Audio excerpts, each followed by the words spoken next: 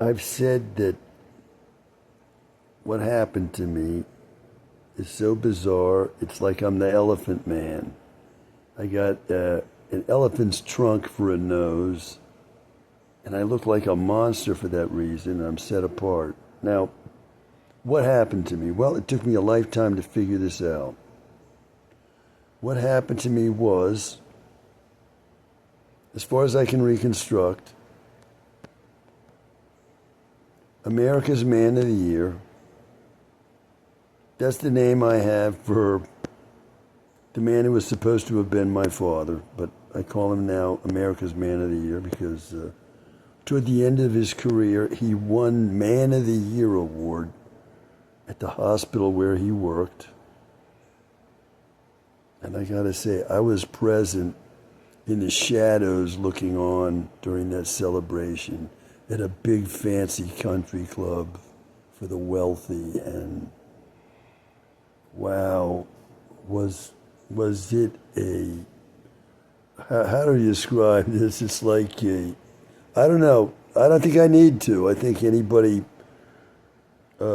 hearing what I have about to say about this man will know how I felt, and having been declared by him several years before to be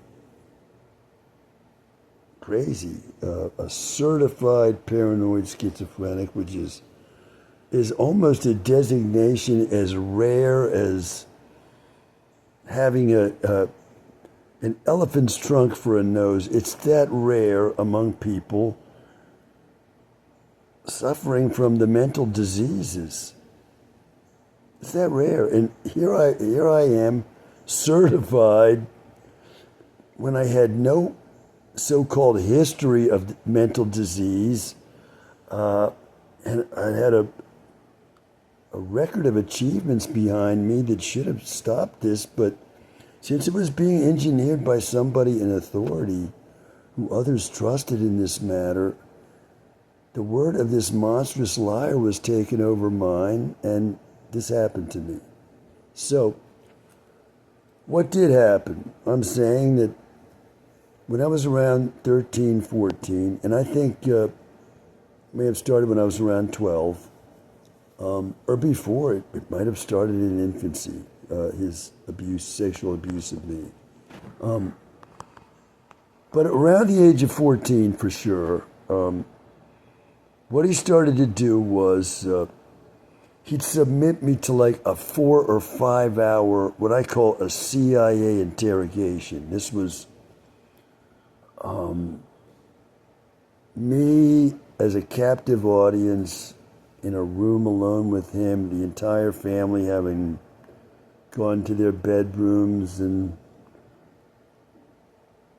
whatever they might have been doing, because they did not come anywhere near the part of the house where I was captive, and I was captive there for 4 or 5 hours from maybe 6:30 to 11:30 midnight. And this man just railed at me, and what a horrible son I was, and it was just incredible. Now, some people say, well, what were you doing wrong? I wasn't doing anything wrong. I was the family star being subjected to this.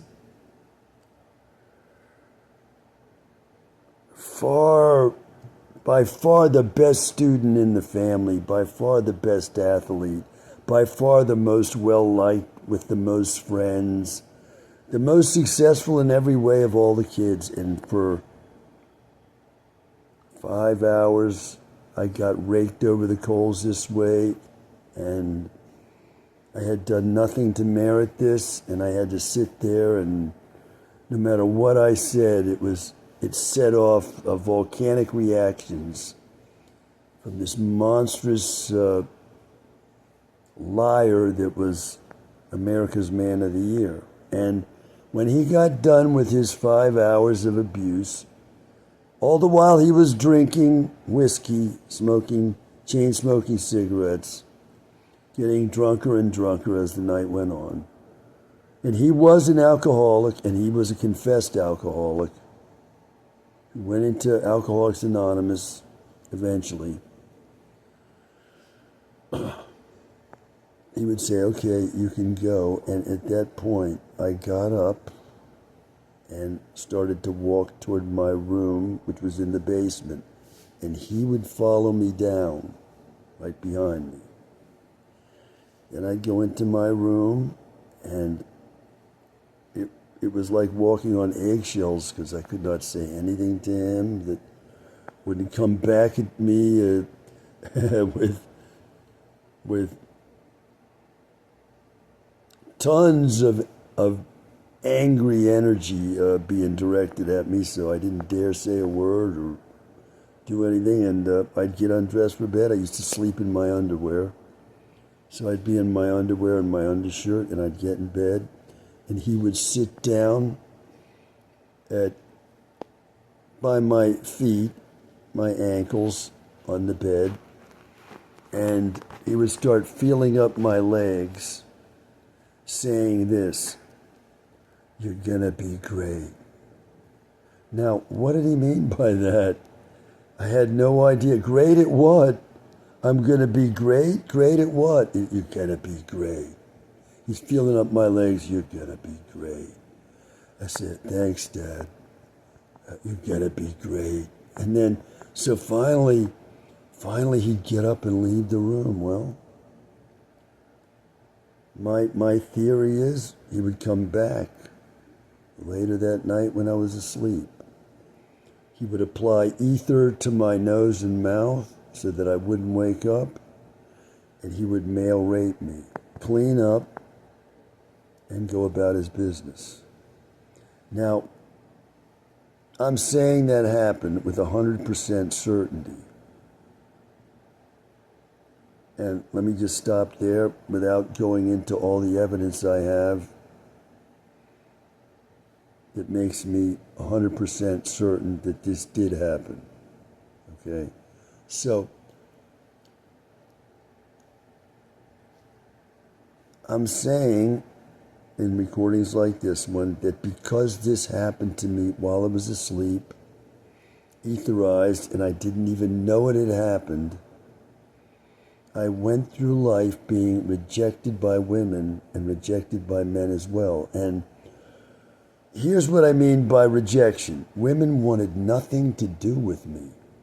And if I showed any interest in a woman, the woman took it as offensive. And when I got older, this became a very serious problem because I would then be accused of harassing somebody I was trying to show interest in. So it got to be a major, baffling problem for me.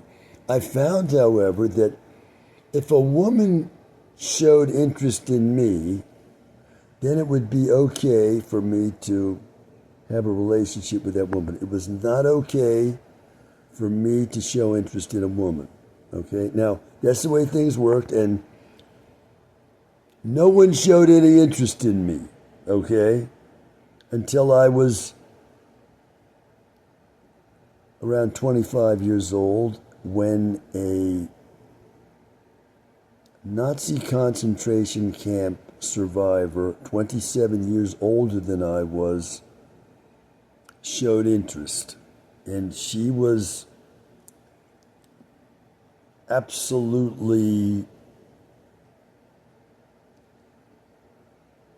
to show me that I was to be in an affair with her. She was a married woman, but she was absolutely righteous in her pursuit of a sexual relationship with me, which I gave into because there was no other possibilities anywhere as far as I could see.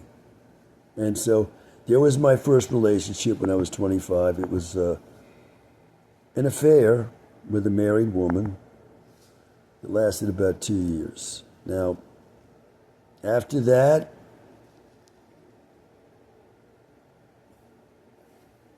nothing until my wife came along when I was 40. And she, once again, was convinced that I was going to be her husband. And I was quite happy with that. Since I was now 40, and I figured it was a great stroke of luck that I'd run into her, and she was showing interest in me, and it was okay if I responded. Now,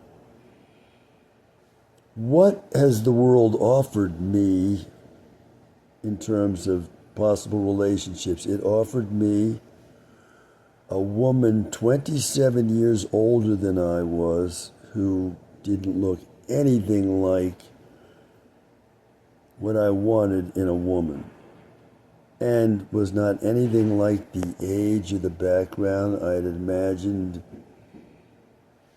for someone I might have wanted to be in a relationship with. She was nothing like anything I would have wanted or even imagined. And that's what the world pushed forward toward me and made work. What then happened for me to get married? A woman who could not hear or talk, who was uneducated, whereas I had a master's degree in American literature. This is a woman whose education could not have been higher than that of, let's say, an American child with a second grade level of education, even with her college degree. This is someone whose knowledge of history, literature, culture was at about that level. And in addition, she could neither hear nor talk, nor was she American.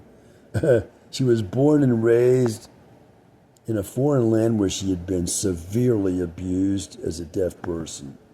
This is what society said was okay as a mate for me, and pushed at me, and I accepted. Now, there's women, okay, and they're the two relationships that I had that worked. Now, as far as men go, what would happen there? Well, I found in every case where I had a male friend, this male friend would end up being homosexual. That's the best way I can say it. Somebody who I didn't suspect to be a homosexual or have homosexual interest in me, and I certainly had none. I had no interest in homosexuality at all. I didn't read books, look at pictures. I had no fantasies, thoughts. I desired no friendships. I had no interest that way whatsoever. This is something to be proud of. I was just simply a normal heterosexual man. And that's the way heterosexual men are.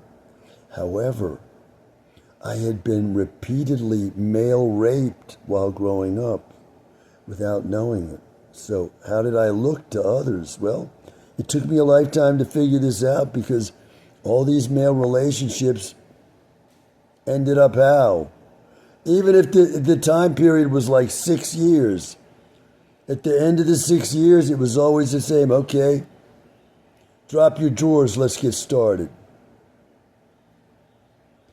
That's a crude way of putting it, but that's the way every single male relationship developed. Without me realizing that it would be that way, but shock, here it is. 6 years into the relationship, somebody I thought was my friend, this is what they want from me. So, no relationship with a man would work after the abuse I suffered sexually. And, well, I can't explain how things worked out that way, but I've said in these videos that I noticed as a teenager that queer men were like fluttering around me all the time, and I was running into one after another. And I was interested in women, and I could not find when they wanted nothing to do with me. So, As I say, it took me a lifetime to figure all this out. And what I'm saying is, now, in my old age, I'm saying that the responses I've gotten from men and women are instinctive responses to what they're seeing as a result of these male rapes. And I'm hypothesizing that I'm unconsciously giving off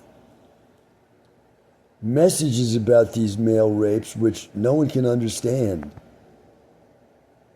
And for example, I'm saying to myself, well, if someone was seeing unconscious signs that I had engaged in some kind of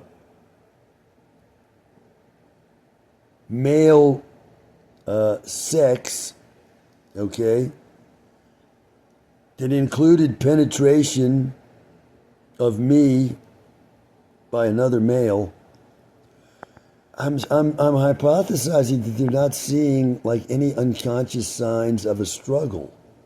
So they're assuming this is all. I'm trying to reconstruct this as to why this misunderstanding happens. They're not seeing any unconscious signs of any kind of struggle, so they're assuming that somehow I was a willing participant in these rapes, which I wasn't. And this is what gets people mad as hell at me, because they're saying, okay, drop your drawers, this is what you like to do. I can clearly see it is, and it isn't. So I run into conflict after conflict in the misperception of me by others. And this idea that there's appropriate and inappropriate behavior, well, for someone who is supposed to like male sex, to be denying it all the time to people who are coming on to me for what they see, this is maddening to others. And it gets me into one conflict after another. It was doing that until I figured out all I figured out. And my inappropriate conduct is not inappropriate at all, but it's been interpreted as inappropriate. So that's where I stand. And I got to say, discussing these matters as I am now is quite upsetting to me.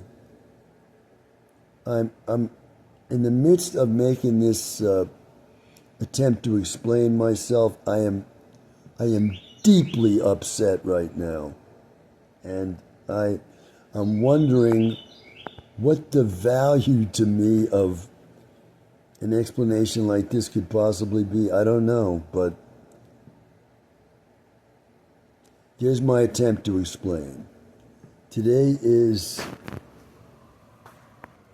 Friday, 12th of June, 2026, and right now it's about 10:40 a.m.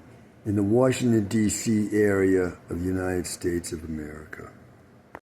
Footnote: I'm watching a show on Japanese television that's talking about how some folks get into amazing problems with debt, okay? And these are people that I don't hear any accusations flying their way that they're somehow crazy. They get thousands of dollars in debt that they can't pay off. Now, that's motivated me to make this footnote, okay? I'm supposed to be as crazy as you can get, according to the medical and legal establishments. I've been declared by law to be full out crazy, okay? Now, this designation on me has made me like a modern leper that nobody wants anything to do with, okay? I'm supposed to be a danger to myself and others. And so this is worldwide. I've been declared by the law of the United States to be this crazy.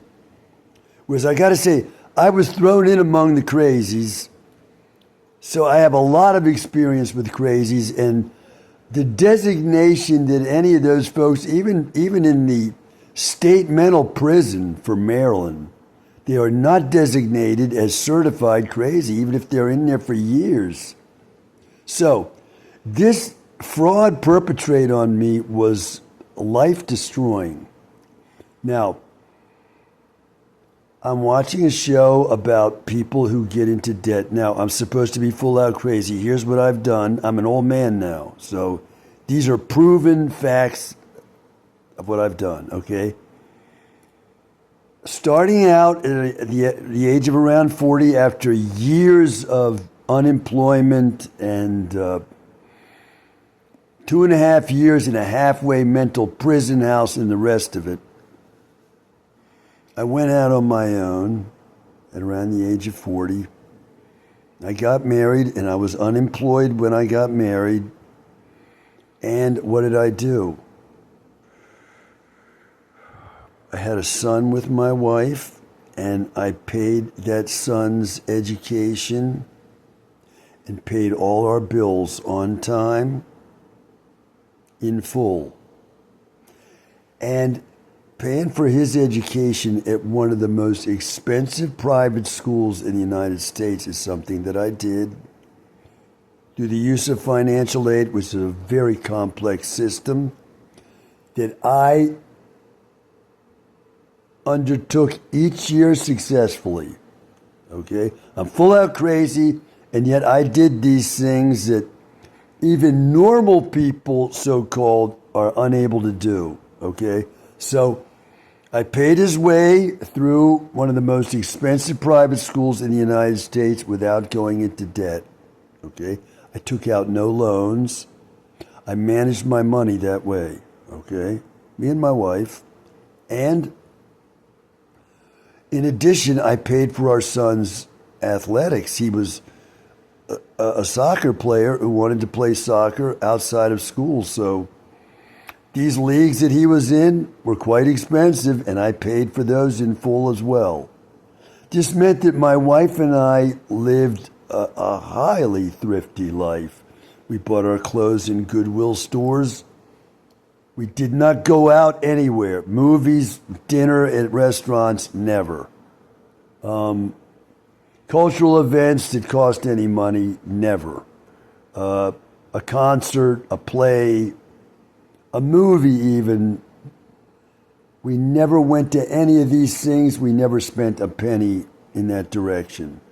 And we were able this way to make these payments, as I say. And I went on managing the family's money to pay for our son's college education in full without taking any loans whatsoever.